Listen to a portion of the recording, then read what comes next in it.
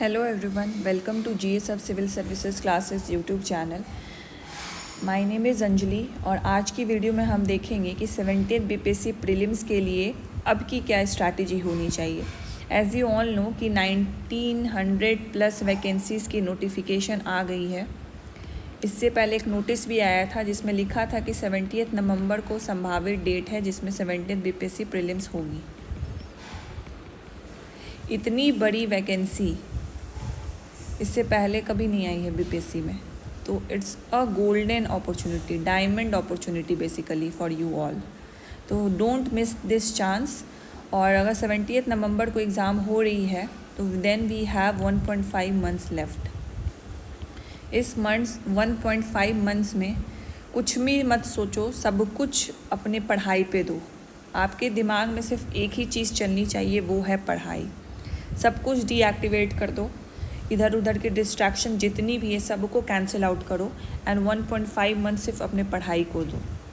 अब यही 1.5 मंथ्स में आपका मेक और ब्रेक ड्रिल हो सकता है, इधर यू मेक इट और यू ब्रेक इट। तो इसी 1.5 मंथ्स में हमें एक स्ट्रैटेजी, एक प्रॉपर गाइडेंस और एक अपने आप को एनालिसिस करते हुए प्रिपरेशन करनी होगी।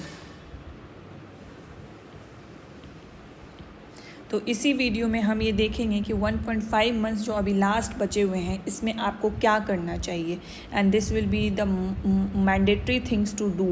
तो ये आपको करने ही करने हैं इन बचे हुए मंथ्स में, राइट। एंड इसके अलावा कुछ बच्चों की रिक्वेस्ट आ रही थी कि मैं prelims specific tips, elimination techniques, prelims examination में क्या क्या ध्यान रखनी चाहिए, इन सब बातों पे भी एक वीडियो बनाओ। तो ये वीडियो भी आएगी। सो आप टेलीग्राम से जुड़ सकते हो, कोई भी वीडियो आती है तो हम वहाँ पे नोटिफाई कर देते हैं। Even you can subscribe to YouTube channel, तो आपको भी नोटिफिकेशन मिल जाएगा, ठीक है। एंड इससे पहले कि वीडियो स्टार्ट करें, हमारी मेंटरशिप प्रोग्राम चलती है। प्रीलिम्स 1.0 बैच हो गई है एंड प्रीलिम्स 2.0 बैच चल रही है,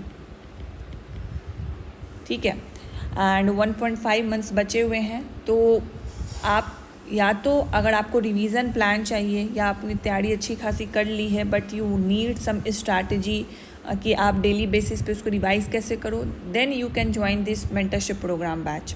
और हमारी टेस्ट भी चलती है, प्रीलिम्स की फुल लेंथ मॉक टेस्ट चल रही है जिसमें हमने कुछ स्पेसिफिक्स सब्जेक्ट्स के टेस्ट रखे हैं। अपार्ट फ्रॉम दैट कुछ कॉम्प्रहेंसिव फुल लेंथ टेस्ट है, 10 टेस्ट है टोटल, जिसमें से एक हो चुकी है। तो आप इसको भी ज्वाइन कर सकते हो एंड जो हो चुकी है उसका आपको PDF प्रोवाइड करा दिया जाएगा, तो उसके लिए कोई टेंशन नहीं लेना है।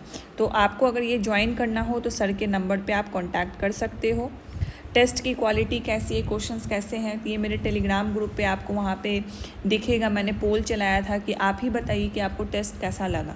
तो बहुत बच्चों ने बोला था कि क्वेश्चंस बहुत अच्छे हैं एंड बिल्कुल बीपीएससी पैटर्न पे हैं। तो आपको इस टेस्ट से ज़रूर हेल्प मिलेगी।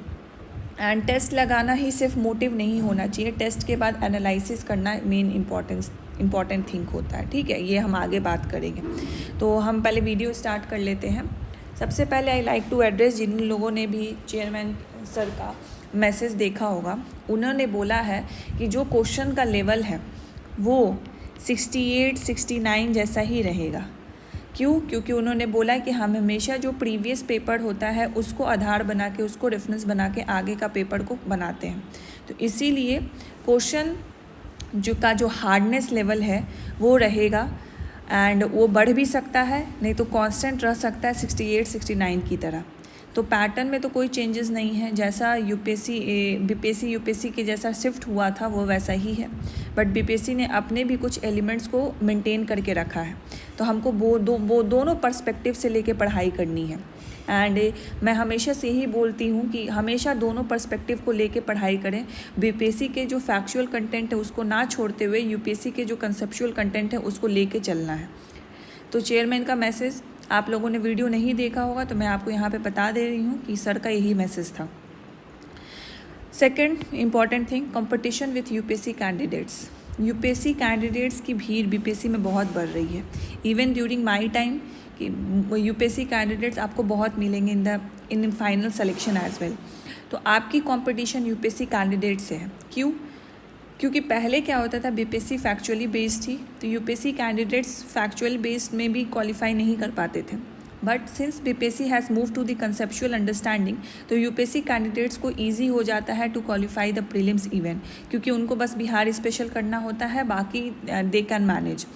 एंड जो करंट अफेयर्स का भी लेवल है वो भी ऊपर गया है इन द बीपीएससी, तो वो ऐसे भी विजन आईएएस एंड मैगजीन्स को, मंथली मैगजीन्स को रीड करते हैं, तो उनके लिए इजी हो जाता है। दैट्स वाई मैंने शुरू से ही बोला है कि करंट अफेयर्स के लिए एक मंथली मैगजीन प्लस एक स्पीडी। मंथली मैगजीन से हमने यूपीएससी के जो कंसेप्चुअल क्वेश्चन टाइप के जो बीपीएससी यूज़ कर रहा है उसको इंक्लूड कर लिया, एंड स्पीडी से हमने क्या किया, जो बीपीएससी अभी भी जो फैक्चुअल डेटा पूछता है उसको हमने स्पीडी से इंक्लूड कर लिया। तो इस तरीके से आपको लेके चलना है, and this has to be in your mind कि आप यूपीएससी कैंडिडेट से compete कर रहे हो। Then you have to be that level की आपका फाइनल लिस्ट में नाम आए। वैकेंसी हाई है, टफ कंपटीशन होने वाला है, क्योंकि ये जो कैलेंडर वाला साइकिल था, ये तो इन द माइंड था कि सितंबर में 70th बीपीएससी होगा, तो जो सीरियस कैंडिडेट थे वो तो पढ़ाई कर ही रहे थे। ये थोड़ा डिले हुआ है, तो जो सीरियस कैंडिडेट हैं उनको तो ये और टाइम मिल गया ताकि वो और मगअप कर सके और रिवाइज कर सके अपने कंटेंट को, तो और प्रैक्टिस कर सके टेस्ट को, पीवाइज की उसको, तो इसीलिए कंपटीशन हाई होगा। कट ऑफ सेम रहेगा या उससे बढ़ेगा, ये क्वेश्चन के पेपर पर डिपेंड करेगा, बट टफ कंपटीशन है। 1900 प्लस वैकेंसीज़ है, एंड सभी चाहते हैं कि उनका इस 70th बीपीएससी में नैया पार हो जाए। अब बात आते हैं मेन मुद्दे पे कि आपको क्या करना चाहिए 70th बीपीएससी प्रीलिम्स के लिए इन लास्ट 1.5 मंथ्स। देखिए, दो टाइप के कैंडिडेट हैं, जो अभी तक अच्छे से पढ़ रखे हैं एंड जो अभी स्टार्ट कर रहे हैं, जो बिल्कुल अभी स्टार्ट कर रहे हैं। इस अभी स्टार्ट करने वाले में कैटेगरी में भी दो होते हैं, एक तो बिगिनर है, एक उन्होंने दी है, बीपीएससी दी है, बट 70th बीपीएससी के लिए अभी तक तैयारी स्टार्ट नहीं की है, वो अभी तक प्रोक्रेस्टिनेट कर रहे थे, बट अब उनको आया है कि अब इतनी अच्छी वैकेंसी आई है तो वो चाहते हैं कि वो 70th बीपीएससी में बैठें। तो बिगिनर के लिए मेरा यही सजेशन होगा कि 70th बीपीएससी को आप छोड़िए। अगर आप बिल्कुल बिगनर हैं, आपको कुछ नहीं पता है, तो अभी 70th बीपीएससी को आप भूलिए, 71st बीपीएससी के लिए आप लगिए, ठीक है? क्योंकि इट्स ऑलवेज बेटर कि आप 300-400 वैकेंसी वाले एग्ज़ाम में बैठिए विथ योर फुल प्रिपरेशन, ना कि आप बैठे 1900 प्लस वैकेंसी में जहाँ पे आपकी ज़ीरो प्रिपरेशन है। इसीलिए मैं बोल रही हूँ कि अगर आप बिगनर हैं, आपने अभी तक कुछ भी नहीं किया है एंड आपने अभी फील्ड में आप कूदे ही हैं, तो I would recommend to study for the 71st BPSC and to target for the 71st BPSC. अगर आप बीपीएससी पहले से दे चुके हैं एंड बस 70th बीपीएससी के लिए अभी इधर से आपने पढ़ाई नहीं की है 4-5 महीने से, अभी आप स्टार्ट करने वाले हैं, then I highly recommend you कि मेरे एक इम्पॉर्टेंट प्रीलिम्स टॉपिक्स वाली वीडियो पड़ी हुई है, आप जाइए उसको देखिए, और उसमें जो जो टॉपिक है उस सभी टॉपिक को आपको टच करना है। इतना आपको मिनिमम करना ही करना है। गिव 12-13 आवर्स अ डे पढ़ाई में, वो कवर हो जाएगा, क्योंकि आपने पहले से कुछ पढ़ रखा है। तो जब आप वो चीज़ देखोगे, फिर से पढ़ोगे, तो कहीं ना कहीं आपको रिकॉल हो जाएगा और आपको उतना दिक्कत नहीं होगा जितना एक बिगनर को होगा, जिसने कभी अभी तक देखा भी नहीं है कि जीएस में क्या क्या होता है। तो आप ये कर सकते हो। तो उसमें जो भी इम्पॉर्टेंट टॉपिक्स है, you can go and watch it, और फिर उसी टॉपिक्स को आधार बना के आप अपनी तैयारी कर सकते हो। अगर आपको 70th बीपीएससी देना है तो अभी भी टाइम है, अभी भी एकदम हाथ से छूटा नहीं है, लेकिन हाँ, जो अभी तक अच्छे पढ़ रहे हैं उनसे आप पीछे हो, ये आपको एक्सेप्ट करना है। बट ये एक्सेप्ट करते के साथ आपको डीमोटिवेट नहीं होना है, उसको एज ए मोटिवेशन लेना है। सोचना है कि यही 1.5 महीने में 12-13 घंटे पढ़ के जितने इंपॉर्टेंट टॉपिक्स हैं, जितने वो टॉपिक्स हैं जिस पे बीपीएससी फोकस करती है, वो मैं कर लूँ, ठीक है? तो this you can do that. अब हम आते हैं जिन्होंने अभी तक अच्छे से प्रिपरेशन कर रखी है, अच्छे से अभी तक पढ़ाई कर रखी है, आपकी क्या स्ट्रैटेजी अब होनी चाहिए। पहली तो आपकी होनी चाहिए revision. Revision is the key. आपको रिवीजन करना है सो डैट वहाँ पे आप जाके कंफ्यूज नहीं होंगे। तो रिवीजन आप सब्जेक्ट वाइज करेंगे। फोकस एरिया बीपीएससी का साइंस होता है, हिस्ट्री होता है, करंट अफेयर्स होता है एंड बिहार स्पेशल होता है। इन सारे टॉपिक को आपको रिवाइज करना है। एक दिन में एक टॉपिक नहीं रिवाइज करके हम 3-4 टॉपिक लेके बैठेंगे। साइंस के कुछ टॉपिक रखेंगे, हिस्ट्री के कुछ टॉपिक रखेंगे, बिहार स्पेशल के रखेंगे, करंट अफेयर्स के रखेंगे। जब ये सेक्शन कंप्लीट हो जाएगा तो हम स्विच करेंगे polity, geography, economy, miscellaneous and plus maths, ये टॉपिक पे करेंगे। तो इस तरीके से आपको डेली बेसिस पे थोड़े थोड़े आप टॉपिक रखोगे तो एक पूरा आपने जो सिलेबस किया है ना वो सब रिवाइज हो जाएगा आपका। मैं भी अपने टाइम ऐसे ही रिवीजन रखती थी कि साइंस में भी मैं physics, chemistry, bio 2-2, 3-3 topic, history में एंशियंट, मिडिवल, मॉडर्न कुछ उनके टॉपिक, बिहार स्पेशल में अगर मैं हिस्ट्री का रिवीजन कर रही हूँ तो हिस्ट्री के बिहार स्पेशल का टॉपिक, एंड करंट अफेयर्स में नेशनल मतलब मंथली मैगजीन एंड स्पीडी के factual and the Bihar current affairs के टॉपिक। इस तरीके से रिवीजन आप प्लान रखेंगे और आपका ये होगा। और ये इतने टॉपिक्स आप डेली इसलिए रिवाइज कर पाओगे क्योंकि ये आपने पढ़ रखा है एंड 1-2 बार आपने रिवीजन भी कर रखा है। इसको आपको बस एक बार ब्रशअप करना है। तो ब्रशअप करने में उतना टाइम नहीं लगता है, तो इतने टॉपिक आप आराम से रिवाइज कर पाओगे एक दिन में, राइट। तो revision is the key. Revision को एकदम अच्छे से करिए। And second, PYQs। अब PYQs आपने सेक्शनल बना लिया होगा। मान लीजिए कि आप साइंस में लाइट चैप्टर पढ़ रहे थे, तो लाइट चैप्टर का आप घटना चक्र खोलते थे और उसमें जो भी MCQs, PYQs रहते थे वो आप सॉल्व करते थे। अब आपको PYQs कैसे बनाना है? अब आपको PYQs पूरा फुल लेंथ टेस्ट की तरह बनाना है। आपको 2 घंटे का टाइमर लगा के बैठना है और उस PYQs को प्रिंट करा लीजिए, या आपके पास टैब है तो टैब में करिए और उस पर टिक लगाइए। उसको अच्छे से फुल्ली अटेम्प्ट कीजिए। 150 क्वेश्चंस आपको अटेम्प्ट करने हैं। अटेम्प्ट करने के बाद आप देखिए कि आपके मार्क्स कितने आ रहे हैं। और मार्क्स कितने आ रहे हैं, मार्क्स आने के बाद आपको ये देखना है कि कहाँ कहाँ गलती हुए हैं, मीन्स आपको एनालिसिस करना है। अब एनालिसिस में ये होगा, या तो आपके करेक्ट हुए होंगे या इनकरेक्ट हुए होंगे। अब अगर करेक्ट हुए होंगे तो आपको देखना है कि आपके किस बेसिस पे करेक्ट हुए। या तो आपको इसके बारे में कंफर्म पता है या आपने तुक्का लगाया है। इनकरेक्ट में आपको देखना है कि क्यों इनकरेक्ट हुए आप।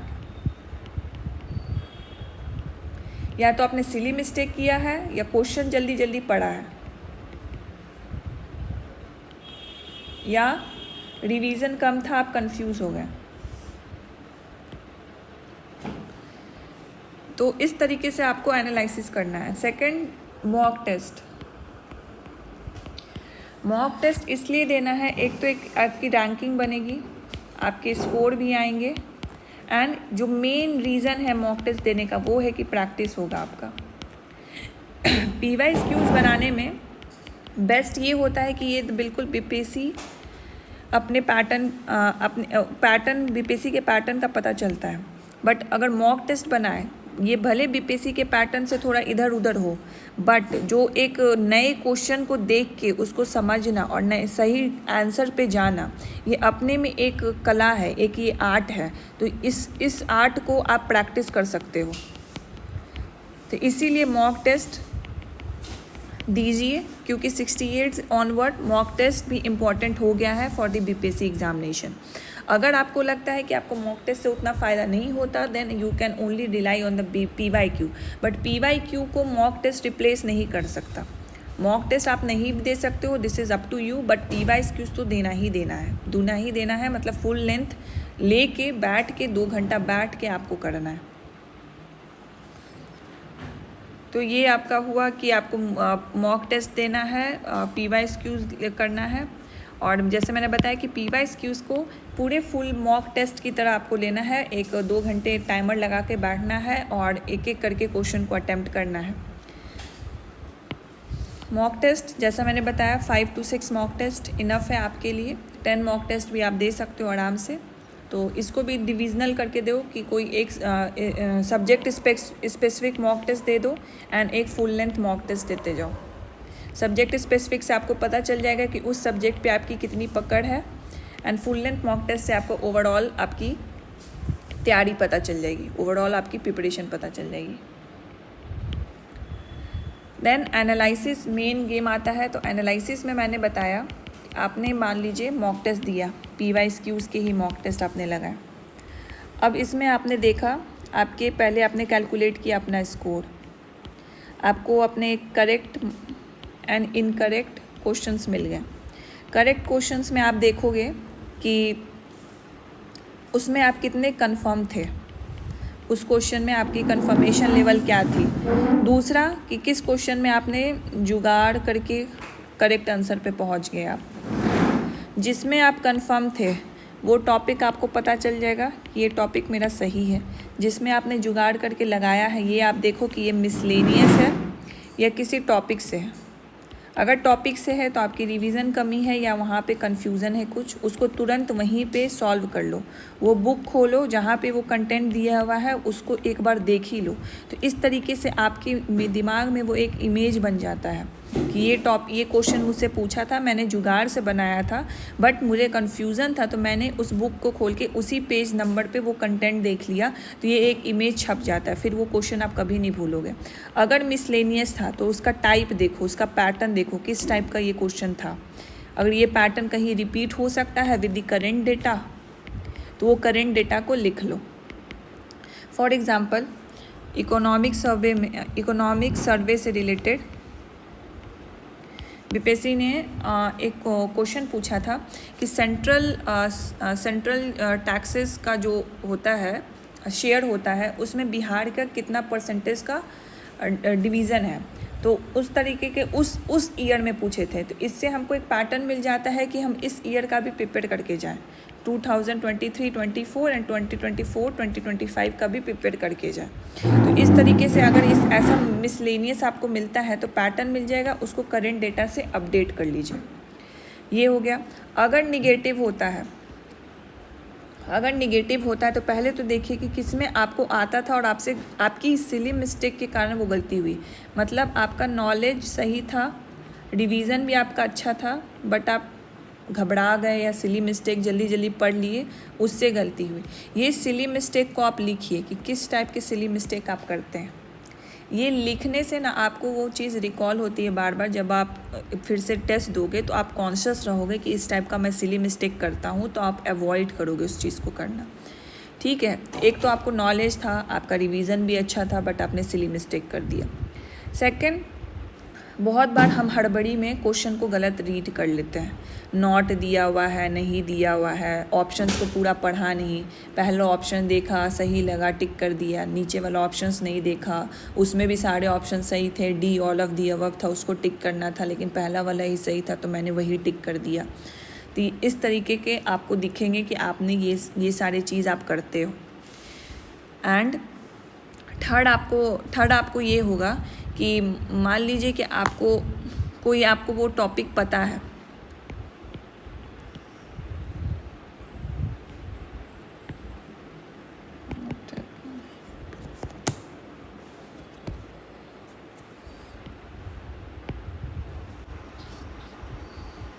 तीसरी टाइप की आप जो निगेटिव करते हो हो सकता है कि आपने वो टॉपिक पढ़ रखा है, बट आपने ऑप्शंस में कंफ्यूज हो गए हो आप। चौथा आप ऐसा कर सकते हो, एक और गलती होती है कि टॉपिक ही बिल्कुल अननोन होता है। मान लीजिए आपने बुद्धिज़्म तो पढ़ा, पर बुद्धिज़्म में कुछ ऐसे पॉइंट्स पूछ दिए जो कि आपको बिल्कुल ही नहीं पता है। तो इस केस में आप क्या करोगे, आपकी जहाँ पे बुद्धिज़्म आपने जहाँ से भी पढ़ा है या आपके नोट्स हैं, वहाँ पे बस ये वाले जो नए टॉपिक आपको मिले हैं उसको वहाँ पे लिख दो।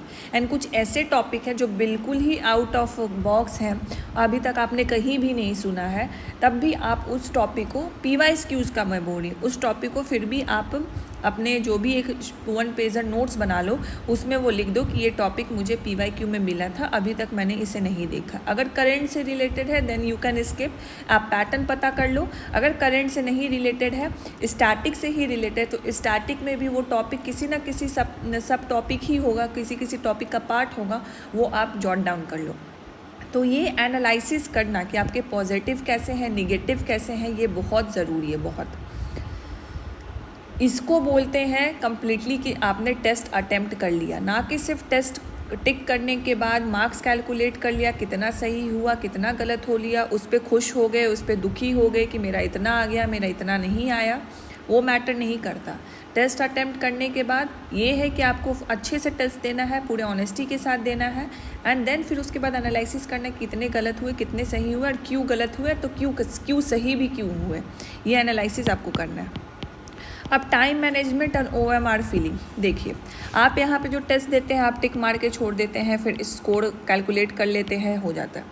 वहाँ पे आपको OMR फीलिंग भी चेक करना होगा। तो OMR फीलिंग के लिए अभी आपको टाइम चाहिए। 2 आवर का प्रीलिम्स टेस्ट होता है, तो आपको इसको कैसे आप OMR फीलिंग के लिए भी टाइम अलॉट करोगे, प्रीलिम्स का जो आपको टेस्ट पेपर है उसको भी सॉल्व करना है। घर पे तो आप करते हो तो आप टिक लगा के छोड़ देते हो, उसको OMR में नहीं भरते हो। तो हमने क्या किया है कि आपको मेंटरशिप में आप अगर टेस्ट दोगे तो आपको ऐप पे टेस्ट चलेगी, प्लस हमने आपको OMR भी दिया है ताकि आपकी प्रैक्टिस हो, जो 2 घंटा है आप उसको फुल्ली यूटिलाइज़ करो। तो इस टाइम मैनेजमेंट के लिए सबसे बेस्ट टेक्निक यही होती है कि फर्स्ट रीडिंग में आप वो सारे क्वेश्चन को टिक मारो जो कि आप कंफर्म हो, ठीक है। ये कंफर्म क्वेश्चन को आप OMR में भर दो। फर्स्ट रीडिंग करना है मतलब टोटल 150 क्वेश्चंस सॉल्व करने हैं। उसमें आप मान लीजिए आपने 60 क्वेश्चन 70 क्वेश्चन ऐसे टिक कर दिए जिससे आप बिल्कुल कंफर्म हो, आप उसको OMR में फिल कर दोगे। सेकेंड रीडिंग में आप क्वेश्चन सॉल्व करो। अगर आपको वो क्वेश्चन आता है, मतलब ऑप्शंस के कारण आपको कन्फ्यूज़न था बट आपने एलिमिनेट कर लिया और आप सही आंसर तक पहुंच गए जो आपको लगता है कि सही ऑप्शन है, तब आप उसी time question by question OMR को फिल करो। अभी भी आपको डाउट है कि अभी भी कुछ क्वेश्चंस ऐसे हैं जिसमें आपको डाउट है, तो आप थर्ड रीडिंग में अच्छे से उस क्वेश्चन को एनालाइज करो कि जिसमें आपको डाउट है। अगर आपको लगता है कि इस क्वेश्चन को अटेम्प्ट करना चाहिए तो करो, इसको भी क्वेश्चन बाय क्वेश्चन फील करो। तो एक टेस्ट को अटेंड करने के लिए 3 to 4 रीडिंग्स तो होनी ही चाहिए। फर्स्ट रीडिंग में कंफर्म क्वेश्चन, उसको OMR में एज अ चंक आपको फिल करना है। सेकेंड रीडिंग में एक क्वेश्चन को पकड़ो, आपको लगता है कि सही है तो आप उसमें OMR को फिल कर दो, वरना उसको डाउट में डाल दो कि इसको मैं फिर से देखूंगा। थर्ड रीडिंग में जो आपने डाउट में डाला है कि मैं इसे फिर से देखूंगा, उसको देखो। अगर आप सही आंसर तक पहुंच पाते हो, आपको लगता है कि सही हो सकता है आपके इंट्यूशन पे, आपने जितने प्रैक्टिस की हैं, तन उसको भी क्वेश्चन को बाई क्वेश्चन फिल करो। फोर्थ रीडिंग में जो भी क्वेश्चन आपने छोड़े हैं, जो आपने डिसाइड की है कि ये मैं अटैम्प्ट नहीं करूँगा, उसको फिर से देखो कि क्या वो आप अटैम्प्ट कर सकते हो। कोई भी ऑप्शन ऐसा है जो आपके दिमाग में है, क्या आप उसमें एलिमिनेशन टेक्निक लगा सकते हो, क्या आपने अपने इंट्यूशन से एप्टीट्यूड से क्वेश्चन को गलत ऑप्शन को एलिमिनेट कर सकते हो, देन वो करो। तो उसको भी क्वेश्चन बाय क्वेश्चन अटेम्प्ट करो।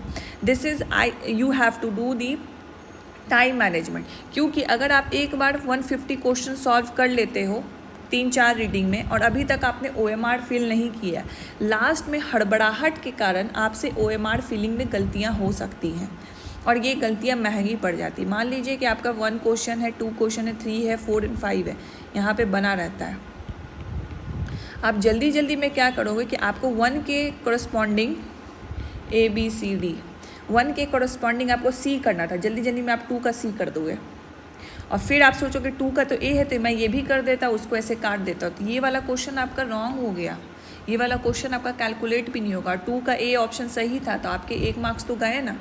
इसीलिए OMR फीलिंग बहुत ही एकदम, अगर आप बहुत एंग्जाइटी हो रहा है, ये हो रहा है, आपको टेंशन हो रहा है, एक लंबी सांस लेना वहाँ पे, फिर उसके बाद OMR फीलिंग करना, इसमें गलती मत करना।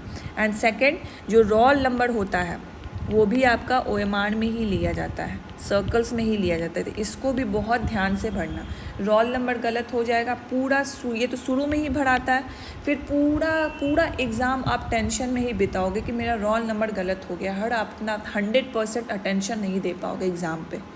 तो रोल नंबर कभी OMR का गलत मत करना, बिल्कुल आराम से धीरे धीरे भरना। उसमें 2-3 मिनट आप एक्स्ट्रा दे ही देना, कोई दिक्कत नहीं है, बट उस 2-3 मिनट एक्स्ट्रा ना दे के आप पूरा 2 घंटा बर्बाद करोगे ये सोच के कि मेरा रोल नंबर गलत हो गया, तो फिर दिक्कत हो जाएगा। क्योंकि जो OMR मिलता है उसमें भी सीरियल नंबर लिखा रहता है और वो चेंज नहीं होता।